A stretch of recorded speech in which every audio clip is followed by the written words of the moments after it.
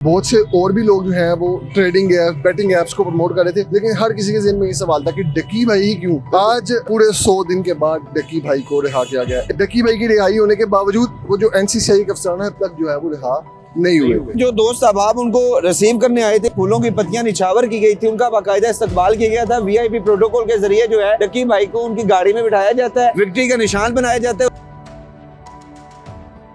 बिस्मिल्लाहिर्रहमानिर्रहीम। पाकिस्तान समेत दुनिया भर में देखने और सुनने वालों को अस्सलाम वालेकुम। मेरा नाम ज़ैन इम्तियाज़ है और आप देख रहे हैं डेली पॉइंट। नाज़रीन, आज पाकिस्तान के मारूफ यूट्यूबर हैं सादुर रहमान उर्फ डकी भाई, जिनको जो है NCCI ने उनके खिलाफ मुकदमा दर्ज किया और जुए की गैम्बलिंग ऐप की प्रमोशन के ऊपर जो है उनके खिलाफ मुकदमा दर्ज हुआ था। कल उनकी जमानत जो है वो मंजूर होती है और उसके बाद आज रोबकार जारी होता है और रोबकार जारी होने के बाद जेल सुप्रिटेंडेंट को रोबकार दिया जाता है। उसके बाद सादुर रहमान उर्फ डकी भाई की रिहाई होती है। कहा जाता था कि रिहाई का जो वक्त है वो तकरीबन 5 से 7 बजे का होगा, लेकिन 4 बजे के करीब ही जो सादुर रहमान उर्फ डकी भाई है उनको रिहा कर दिया गया था। दोस्त अहबाब यहाँ पर उनके काफ़ी ज़्यादा मौजूद थे।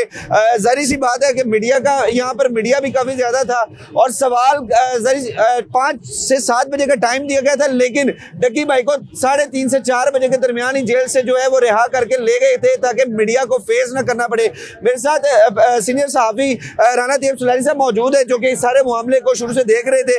तो ये भाई ये बताइएगा, 5 से 7 बजे का वक्त दिया गया था रिहाई का और उमूमन हमने देखा है कि जो रिहाई का वक्त है वो 5 से 7 बजे के दरमियान ही होता है। अभी भी काफ़ी ज़्यादा लोग खड़े हुए हैं, मुल्ज़िमान की रिहाई होगी, रोबकार जारी हुए हैं, लेकिन डकी भाई को जल्दी रिहा कर दिया गया है 4 बजे 3:30 बजे। अच्छा, इसमें ये मामला है, पहले तो मैं आपको बताऊं कि गुज़िश्ता पीर को जो है वो लाहौर हाई कोर्ट की जानिब से जो है वो डकी भाई की ज़मानत मंजूर की गई और ज़मानत मंजूरी के बाद कल बरोज़ मंगल जो है वो इधर काफ़ी ज़्यादा ना लोग मौजूद थे, जिनमें से मीडिया था, उनकी फैमिली के कुछ लोग मौजूद थे। कहा जा रहा था कि कल जो है वो उन्हें रिहा किया जाएगा, लेकिन बाद में जब खबर आती है कि जी रोबकार जो है ना वो नहीं पहुंचा, जमानती मुचल के अभी जमा नहीं हुए थे और रोबकार जो है वो जारी नहीं किया गया। आज जो है बाज़ाब्ता तौर पर जो है वो रोबकार जब जारी किया गया और जेल सुप्रिटेंडेंट साहब को भिजवाया गया, उसके बाद जो है वो डकी भाई की रिहाई जो है वो मुमकिन हो सकी। बात करते हैं डकी भाई केस की। डकी भाई को 17 अगस्त 2025 को सब लोग जानते हैं कि लाहौर एयरपोर्ट से, अल्लामा इकबाल इंटरनेशनल एयरपोर्ट से जो है वो गिरफ्तार किया गया।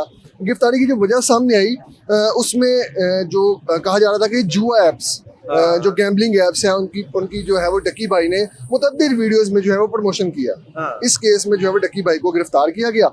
गिरफ्तार करने के बाद जो है वो उनका जिस्मानी रिमांड जो है वो चलता रहा, काफ़ी तवील एक मामला चक्कर चलता रहा। आज जो है वो पूरे 100 दिन के बाद डकी भाई को रिहा किया गया, 100 दिन के बाद, सेंचुरी के बाद। बिल्कुल। अच्छा, इन 100 दिनों के दौरान जो है वो कई रुख जो है वो केस ने इख्तियार किए। बहुत से और भी लोग जो हैं वो ट्रेडिंग ऐप बेटिंग ऐप्स को प्रमोट कर रहे थे, लेकिन हर किसी के ज़हन में ये सवाल था कि डकी भाई ही क्यों। हाँ बिल्कुल। बहुत से और यूट्यूबर्स हैं, इन्फ्लुएंसर्स हैं जो इस तरह एप्लीकेशंस को प्रमोट कर रहे हैं। सबसे पहले तो मैं जिक्र करता चलूँ, PSL हमारा जो पाकिस्तान सुपर लीग में भी जो है वो 1xBet या दीगर जो ऐप्स हैं उनकी प्रमोशन की गई। उनके अलावा बड़े नाम हैं, वसीम अकरम साहब जो है वो इसकी ऐड करते रहे हैं। और मुझे ये बताइएगा कि डकी भाई को जल्दी रिहाई की क्या वजह थी? कि यही वजह थी जो मीडिया को टाइम दिया गया था उससे पहले उनको रिहा किया जाए ताकि सवाल जवाब ना हो सके या कोई गुफ्तगू? नहीं, इसमें ऐसी कोई बात नहीं थी। उसमें सवाल ना करना, आप खुद जैज़ैन देखते रहे हैं, डकी की पेशियों में आते रहे हैं। डकी भाई इस जब से गिरफ्तार है तब से सीधा कोई एक आध चैनल पे आपने देखा हो, कोई एक आधा जुमला उन्होंने बोला हो, उन्होंने वो घंटा पहले होते या घंटा बाद में होते, डकी भाई ने बात नहीं करनी थी किसी से भी। पता नहीं उसके पीछे क्या रीजंस है, उस पर कोई दबाव है, व्हाट्सएवर जो भी कानूनी मामला है, कोई केस मजीद जो है वो पेचीदा हो चुका था, बहुत ज्यादा सेंसिटिव था और हाईलाइटेड केस था। मुंह से निकला हुआ एक जुमला जो है ना डकी भाई के लिए मुसीबत बन सकता था।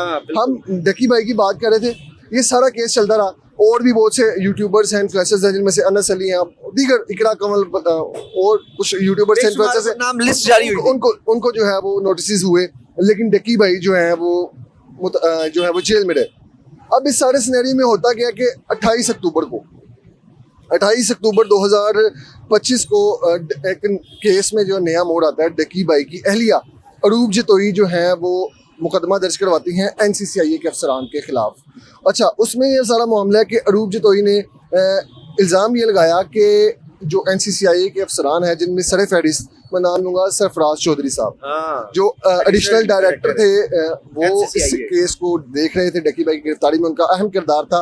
उनके साथ जो दीगर अफसरान थे, 5 से 6 अफसरान थे, उनका नाम लिया गया कि करोड़ों रुपए में जो है ना उनसे रिश्वत ली गई है। बिल्कुल। इस सारा मामला आया। उसके बाद जो है वो अब तक डकी भाई की रिहाई होने के बावजूद वो जो NCCIA के अफसरान है, अब तक जो है वो रिहा नहीं हुए। ये ज़्यादा एक अहम बात है। और रही बात NCCIA एक ऐसा इदारा बनाया गया जिसकी बड़ी क्रेडिबिलिटी है, थी और है, लेकिन उसके बावजूद सी बात है कि बहुत हैरानकुन चीजें थी कि डकी भाई का जैसे केस खुलता है, NCCIA जिन्होंने मुकदमा दर्ज किया, वही उस मुकदमे के अंदर जो है वो रिश्वत लेते हुए बाज़ाब्ता तौर पर जो है वो गुनाहगार पाए गए। केस चल रहा है क्योंकि अरूप जतोई जो कि एहलिया हैं डकी भाई की, सादुर रहमान उर्फ डकी भाई की, उन्होंने केस किया, FIR हुई और बाकायदा तौर पर सरफराज चौधरी जो कि एडिशनल डायरेक्टर NCCIA हैं, उनको जो है वो अंडर इन्वेस्टिगेशन रखा गया। और कुछ जो कहा जा रहा था कि अभी चूंकि केस की प्रोसीडिंग चल रही है, जब तक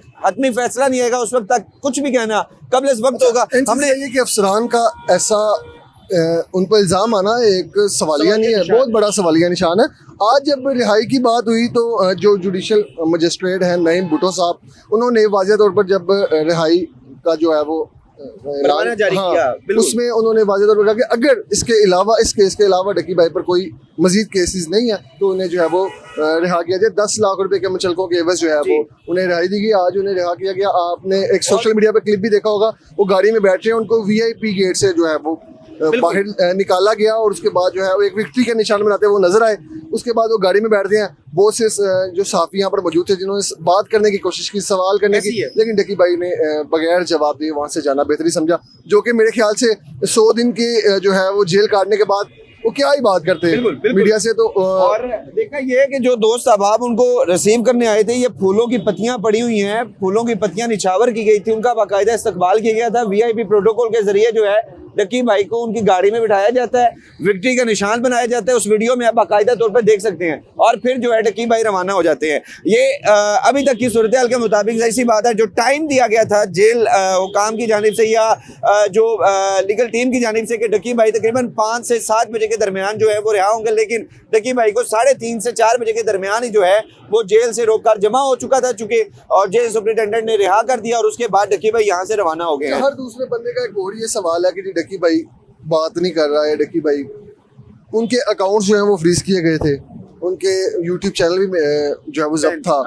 अब चूंकि वो रिहा हो चुके हैं, आज कल परसों जब भी वो सारी चीज़ें रूटीन में आएंगी तो वो खुद ही जो है मेरे ख्याल से वो अपने जो स्टेटमेंट है वो अपने व्लॉग के जरिए, अपने YouTube चैनल के जरिए जो है वो लोगों से बात करेंगे। जो उनकी तैयब सलाही साहब हमारे साथ मौजूद थे। सारी गुफ्तगू आपने मुलाहिजा की, आपने कीमती राय कमेंट सेक्शन में जरूर बताइएगा। आपसे दोबारा मुलाकात होगी अगली वीडियो में। अल्लाह के बाद।